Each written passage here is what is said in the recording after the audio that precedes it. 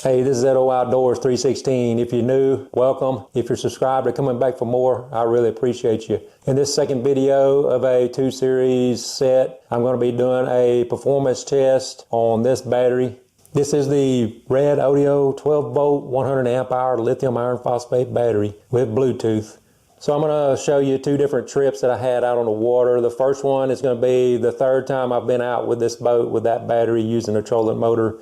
And I'm going to show you the results with the Bluetooth app. And also I'm going to go over the features of the REDODO app. Then I'm going to fast forward to the 5th fishing trip, which was a white bass fishing trip. I was out in the current for 6 hours straight trying to catch some white bass, and I'm going to show you a speed test on that as well. Now keep in mind that I have not charged this battery since the initial charging out of the box. Now if you'd like to see a more thorough review of this battery, I'll put a link to the first video in this series in the description. You can check that out. I hope you find this video helpful. If you'd like to purchase this battery or charger, follow the link in the description. Use the code EDO and it will save you 6% off your purchase. So let's get into the video. So now it's time for the most important test. That is the performance test out here on the water. And I've got a GPS app on my phone. I'm going to be testing it with that GPS app. But before I do that, I'm going to show you what I got, what I'm going to be pushing here with this battery. So if you look back here, starting in the back there, I've got a Yamaha 9.9 4-stroke outboard. Down here, that's a 3-gallon tank. It is full of gas. Look down in here is where I've got the LiFePO4. This boat is a 1436 flat bottom made by Lumicraft. Right down in here, I have a lead acid battery that is 50 pounds. Right up here I've got a Millennium seat with a pedestal, and I'm going to be testing it with a Minn Kota Tarova 12-volt 55-pound thrust trolling motor. What I'm going to do is I'm going to pop up this screen in the video so you can actually see what's going on. Got my screen recording, so you should be able to see it. So I'm going to go ahead and increase this on up. I'm going to go ahead and lock this into a north track right there. Increase this on up, and we'll see what we get. I'm setting at 10 right now. There we're up to 2 miles an hour.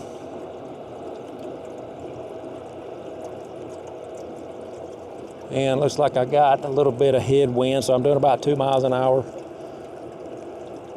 This is about as fast as I go with a lead acid battery. And I'm going to tell you right now that your trolling motor will only pull so much power. If you want to go faster, get you a trolling motor with more thrust. You'll go faster and match your battery according to that. But this one right here is going about what I'm going would normally go with a lead acid battery.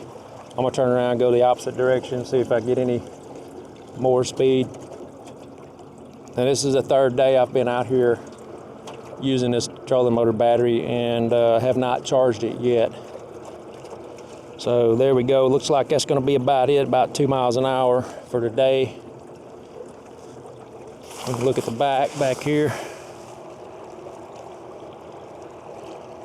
Picking up a little bit of water. I do have quite a bit of equipment on here. So, all right, so that's the speed test. And now I'm going to show you what the app looks like from REDODO. I'm going to bring it up.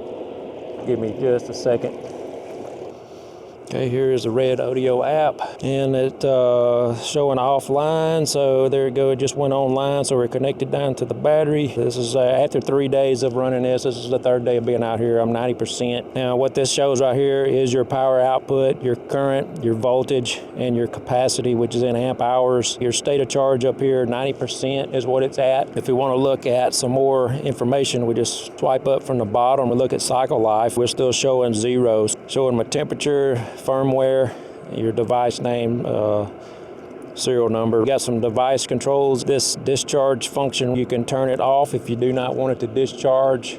That's going to shut off everything in the battery. You can remove the device from this app, or you can turn the battery off complete so it won't output anything through the terminals. The only thing, if you do turn it off, you have to charge it to turn it back on. So let's see, if we go back to the main screen, we have a couple of little tabs down here, devices, which is where we're at right now. That's going to show all of your available devices. We go to battery system, and what this will do, this will allow you to put in how many batteries you have in parallel or how many batteries you have in series, but I only have one battery, so I don't need to do that. So if I go over here to me, you get some other stuff, some feedback, how-to guide. We open that up. You got some troubleshooting there, how to check Bluetooth, name of your device, how to turn your Bluetooth on your device. Device controls. This kind of gives you some information on what those do right there. Get in touch. If you need to get a hold of Redodo, you got it right here in the app. You can select where you're at, be able to get a hold of support. Settings. You got temperature units, Celsius and Fahrenheit. You got your language. You can select your language. Looks like you got those languages right there, and you can change your font sizes. You can rate this app if you want to. And so I'm going to go back to devices and go ahead and open it up, and I'm going to show you how this monitors what your power output is going to be. So I'm going to leave this on 10, turn it on, and we're going to see what the screen shows. So here we go. So I'm on 10. All right, so see if I get this going straight here if I don't run into anything. So up here at the top, we've got a discharging, time left for discharging 2 hours and 25 minutes. It's all the way on 10. And our power that we're pulling right now is 490 watts. Now, the maximum power rating for this, continuous power rating, is 1280 watts. So we're well below what the rating is for the battery. The current, maximum continuous current for this is 37.8 is what it's showing right now, what we're pulling. Now this isn't like a real high precision instrument, I'm sure, but it's going to give you a round ballpark feature there. So 37 amps. Now the maximum continuous on this battery is 100 amps. So we're well below that. Our voltage is at 12.9 and our capacity is 89, so it is dropping down. So I'm gonna go ahead and go down to 3 because I normally troll around on 3. So as I'm going down there, we can see the discharge time goes up. So I'm on, this is on 5. So now we're 12 hours and 34 minutes. I'm gonna go down to 3. There's 3, and it's showing me I have 28 hours. Well, let's hold on, let it stabilize there maybe.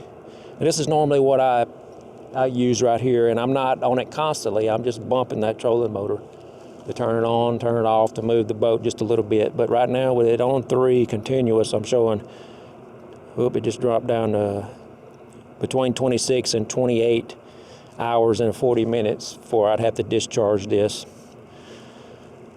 So I don't think I have anything else to show on this. Down here you get a little note that says all cells are balanced. So that's good.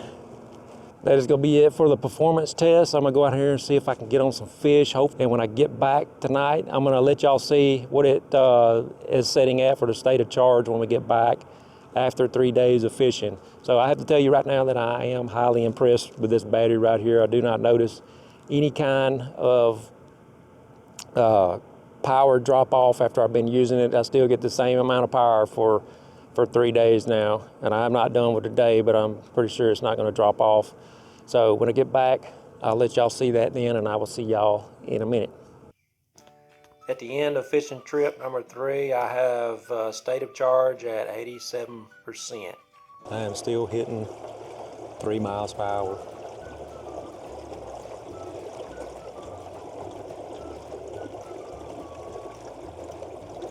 No loss on this trolling motor at all through that battery.